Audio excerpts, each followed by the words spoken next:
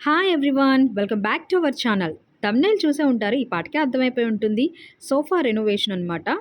So, దానికోసం నేను showroom నుండి మొత్తం అన్నీ తీసుకున్నానండి. అంటే సోఫాకి సంబంధించిన ఫోమ్ గానీ, షీట్స్ గానీ, తర్వాత క్లాత్ విషయానికొస్తే మంచి కాస్ట్‌లీ ఫ్యాబ్రిక్ క్లాత్ అయితే తీసుకున్నానండి. అంటే ఎలాంటి డస్ట్ పడినా వెంటనే మనం తుడిచేసుకునేటట్టు అనమాట.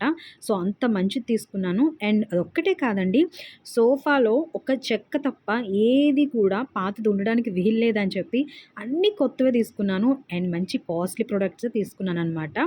సో, చూడండి మా సోఫా ఓపెన్ చేస్తుంటే ఎంత డస్ట్ ఉందంటే లోపల, అది ఓపెన్ చేసినప్పుడు బొద్దింకలు అనకండి బాబోయ్! కాక్రోచెస్ మామూలుగా లేవు. ఎప్పటినుంచి దిష్టేసేసాయో తెలీదు గానీ సోఫాలో, మాకైతే ఇంట్లో అయితే సరిగ్గా కనిపించవండి. మేము బయటికెళ్ళి ఇంట్లోకి రాగానే పరిగెడతా ఉంటాయి బాహుబలి సైన్యంలాగా. సో, చాలా ఇబ్బంది పడిపోయాము ఈ కాక్రోచెస్ వల్ల.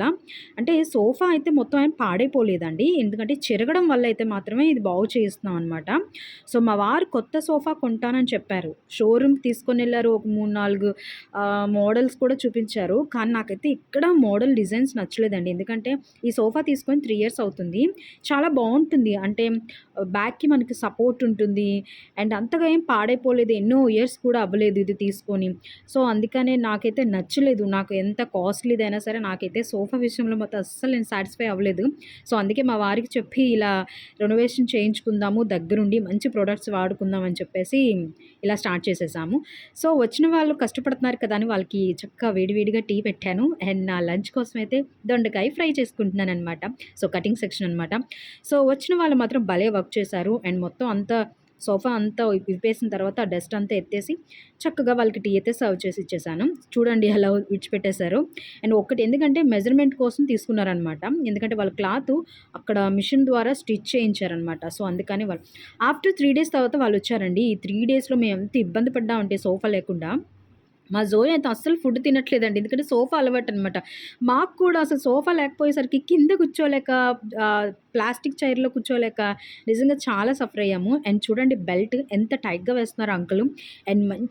మంచి ప్రొడక్ట్స్ తీసుకున్నాం కాబట్టి, సో, ఇల్లంతా గందరగోళంగా ఉంది. చిందరవందరగా ఎక్కడ కూర్చోడానికి కాదు కదా! కనీసం నిల్చోడానికి కూడా ప్లేస్ లేదని బెడ్‌రూమ్‌లోనే చక్కగా మజ్జిగన్నం తినేస్తున్నాం అనమాట మేమైతే. అండ్ మా వారు ఈవినింగ్ వచ్చారనమాట. వర్క్ ఎలా జరుగుతుంది ఏంటి అని చెకింగ్ కోసం వచ్చారు. సో, అప్పటికే హాఫ్ వర్క్ అయిపోయిందనమాట. సో, అండ్ ఇంకో విషయం ఏంటంటే సోఫా విప్పినప్పుడు మా జోయ ఆడుకునే బొమ్మలు, చిన్న చిన్న బొమ్మలు, తర్వాత స్నాక్స్, పాప్‌కార్న్స్, మరమరాలు అండ్ క్లిప్స్ అండ్ థర్మామీటర్స్ ఎన్ని ఉన్నాయంటే సోఫాలో, ఎన్ని బయటపడ్డాయి. స్పూన్స్ కూడా బయటపడ్డాయండి. వీళ్ళు చూడండి ఎంచక్కా ఎక్కడ హాల్‌లో ప్లేస్ లేదని ఎంచక్కా బెడ్‌రూమ్‌లోనే హ్యాపీగా డ్రాయింగ్ ఏసేసుకుంటున్నారు మా జోయ. అండ్ ఫైనల్‌గా మన లుక్ అయితే మాత్రం మన సోఫా ఇలా వచ్చిందండి. ఎలా ఉందో? కలర్ బావుందా? నా సెలక్షనేనండి. అండ్ ఫ్యాబ్రిక్ కూడా చాలా బ్యూటిఫుల్‌గా అనిపించింది. అండ్ కొత్తగా రాగానే మా ఇల్లు అసలు ఎలా ఉందంటే ఒక డిఫరెంట్ లుక్ మారిపోయిందనమాట. చాలా అందులో 3 ఇంచెస్ పైన ఎత్తుగా పెట్టారనమాట ఆ స్పాంజ్ మొత్తం. చాలా కంఫర్ట్‌గా అయితే అనిపించింది. నాకైతే నచ్చింది మా వారికి, నాకు. అండ్ మీకెలా అనిపించింది? సో, ఈ కొత్త సోఫా రెనోవేషన్ ఎలా అనిపించిందో కామెంట్ సెక్షన్‌లో కామెంట్ చేయండి. And subscribe my channel.